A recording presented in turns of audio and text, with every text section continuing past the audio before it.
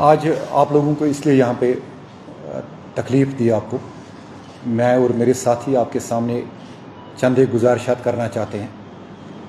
ये एक किस्म की इसको आप एनुअल प्रेस कॉन्फ्रेंस भी कह सकते हैं। जो हमारा काम रहा इस पूरे साल में मुनशियात के ख़िलाफ़, ड्रग्स के ख़िलाफ़ श्रीनगर डिस्ट्रिक्ट पुलिस की तरफ से, उस बारे में आपको कुछ चीज़ें हम बताना चाहते हैं। इसका मकसद ये है कि जो पुलिस काम कर रही है ड्रग्स के ख़िलाफ़, मुनशियात के ख़िलाफ़, ये खाली पुलिस तक ही महदूद ना रहे, क्योंकि ये एक ऐसा मसला है जो हम सब को इफ़ेक्ट कर रहा है, जो हमारी नई जनरेशन को इफ़ेक्ट कर रहा है, हमारे बच्चों को इफ़ेक्ट कर रहा है।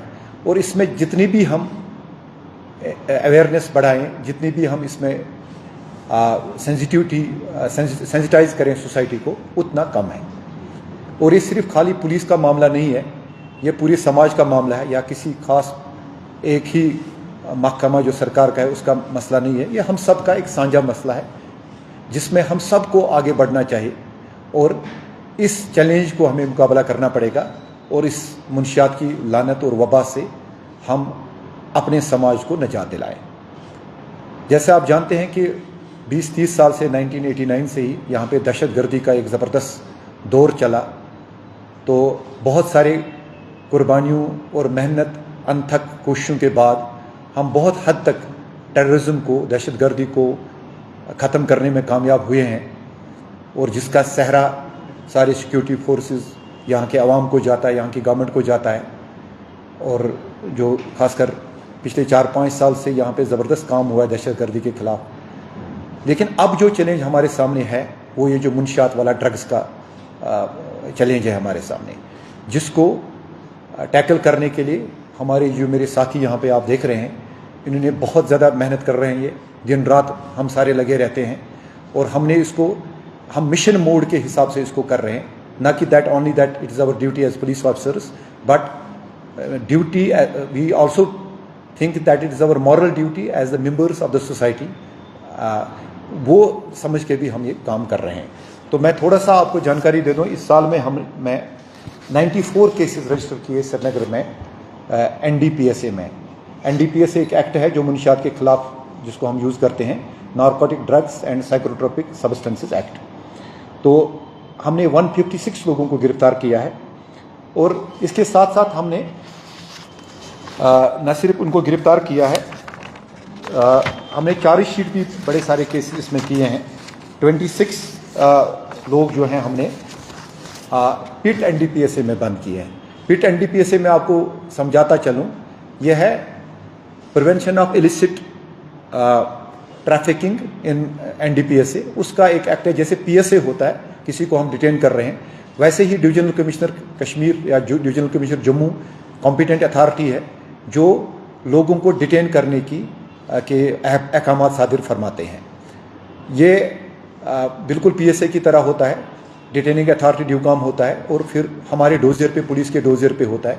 हमने इस साल 26 डोजियर सबमिट किए ड्यू काम कश्मीर को, एंड हम उनका भी बहुत ज़्यादा शुक्रिया अदा कर रहे हैं। वो भी इसमें बड़े पर्टिकुलर है, बहुत ज़बरदस्त उनकी भी, डिवीजनल कमिश्नर साहब की भी कोशिश रहती है कि जितने भी ज़्यादा ये नोटोरियस ड्रग पेडलर्स हैं जिन्होंने यहाँ पे जीना हराम कर दिया है हमारा, उनको हम जेलों में बंद करके रखें। तो इस साल हमने 26 लोगों के खिलाफ वो कार्रवाई की है। तो जैसे मैं पहले ही आपको बता चुका हूँ कि 94 केसेस हमने इस साल रजिस्टर किए हैं, और उसमें अभी तक हमने 94 में से 64 केसेस जो है चार्जशीट किए हैं अगेंस्ट 156 पीपल। अब जो रिकवरी इस साल हुई है उसमें 1.7 kgs ब्राउन शुगर है, 2.92 kgs जो है हेरोइन है, और इसके अलावा एक आजकल नया एक वबा आई है क्रिस्टल मैथ। क्रिस्टल मैथ एक सिंथेटिक ड्रग होता है, जैसे वो हेरोइन या ब्राउन शुगर जैसा होता है, वो लेबॉर्ट्री में बनता है। वो एक नई चीज़ हमने देखी है इस साल, जो यहाँ पे उसमें हमने 2 UP के लोग पकड़े हैं, और उसमें हमने उनकी गाड़ी वगैरह भी जब्त की है। वो 2.83 kgs हमने क्रिस्टल मैथ रिकवर किया है। उसके बाद चरस, फुकी और बाकी जैसे एलोपैथिक ड्रग्स होते हैं, वो जो लोग यूज़ करते हैं एज नशावर अद्वियात के तौर पे करते हैं यूज़, वो भी हमने बहुत सारी मकदार में किए हुए हैं रजिस्टर। मैं आज आपके ज़रिए लोगों को ये पैगाम देना चाहता हूँ कि जम्मू कश्मीर पुलिस, खासकर श्रीनगर पुलिस की मैं बात करूँ, हम 100% कमिटेड है। किसी भी सूरत में किसी को भी नहीं बख्शा जाएगा जो भी नौजवान पौध में ये ड्रग्स फैलाता है। मेरी लोगों से दरख्वास्त है कि हम अनकरीब एक हेल्पलाइन भी इसमें बना रहे हैं, उस हेल्पलाइन पे फ़ोन करें और इस हेल्पलाइन पे हमें बता दें जिसके बारे में भी आपको लग रहा है कि ये नौजवानों में या समाज में मुनशियात की बिदत फैला रहा है, बच्चों की ज़िंदगियों के साथ खेल रहा है, हमें बताएं, हम उसके खिलाफ कार्रवाई करें। और हम वचनबद्ध है, 100% कमिटेड है कि नो वन वुड गो अनपनिश्ड। हम हर एक के खिलाफ लगे हुए हैं। बहुत सारों को लग रहा होगा कि शायद हम पुलिस के रडार में नहीं है। पुलिस के रडार में हर एक ऐसा इंसान है जो किसी भी गैर कानूनी सरगर्मी में मुलवस है, खासकर ड्रग्स में मुलवस है। एक पर्टिकुलर वक्त का हम वेट कर रहे हैं जब हम इस बंदे को पकड़ें, सबूत समेत पकड़ें, रिकवरी समेत पकड़ें, ताकि उसको अदालत जो है ज़्यादा से ज़्यादा सज़ा दे। हमने बड़ी सारी प्रॉपर्टीज़ भी जब्त की। इस साल हमने 15 प्रॉपर्टीज़ जब्त की, जिसमें 7 गाड़ियाँ हैं और 7 रेजिडेंशियल हाउसेज है। जो रेजिडेंशियल हाउसेज और बाकी है, इसकी तकरीबन 4.5 करोड़ रुपया मालियत है जो हमने प्रॉपर्टीज़ भी जब्त की। कोई भी क्रिमिनल जो ड्रग्स में मुलवस हो, ड्रग्स को डिस्ट्रीब्यूट करने में मुलवस हो या ये ट्रेड कर रहा हो, इलिसिट नारकोटिक ट्रेड, उसकी हम प्रॉपर्टी भी जब्त करेंगे। और बड़ी सारे केसेस अभी हमारे कॉम्पिटेंट अथॉरिटी के पास पेंडिंग है, वो आएंगे तो आप देखेंगे और ज़्यादा काम इसमें शदुम्मत से होगा। ये सारी प्रॉपर्टीज़ जब्त होंगी। जिसने भी प्रोसीड्स ऑफ नारकोटिक ट्रेड से कोई भी प्रॉपर्टी बनाई हो उसको हम सीज करेंगे। मैं श्रीनगर की बात यहाँ पे करूँगा, बाकी अजला के बारे में मैं कुछ नहीं कह सकता। मैं आपको ये बताता चलूँ कि हम न सिर्फ कि जिस बंदे से रिकवरी होती है उसको देखते हैं, हम एक उसमें बैकवर्ड भी देखते हैं कि इसने लाया कहाँ से है। इनफैक्ट आजकल हमारा मेन फोकस उसी पे है कि जो बैकवर्ड चैनल हम देखेंगे, जिस सोर्स क्या है, कहाँ से आया।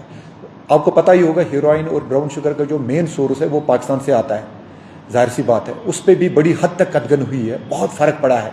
बहुत साल पहले बहुत ज़्यादा हो रहा था, उसमें कमी आई है। लेकिन जहाँ कहीं भी हमें छोटा मोटा भी मिले, एक कम मकदार भी में मिले, हमारी कोशिश यही रहती है कि हम देखें ये कहाँ से आया है।